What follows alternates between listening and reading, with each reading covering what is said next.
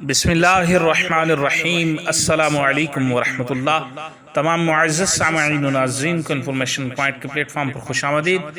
سامعین و ناظرین، ہماری آج کی ویڈیو کا عنوان ہے مصطفیٰ کریم صلی اللہ علیہ وسلم کی انگوٹھی کس دھات کی تھی اور آپ صلی اللہ علیہ وسلم کی وفات کے بعد وہ انگوٹھی کس کے پاس رہی۔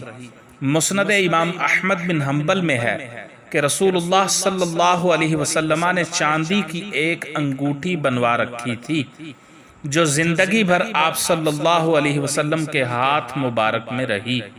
وفات کے بعد وہ انگوٹھی سیدنا ابو بکر، عمر اور پھر حضرت عثمان رضی اللہ عنہم کے ہاتھوں میں رہی۔ اس میں محمد الرسول اللہ نقش تھا۔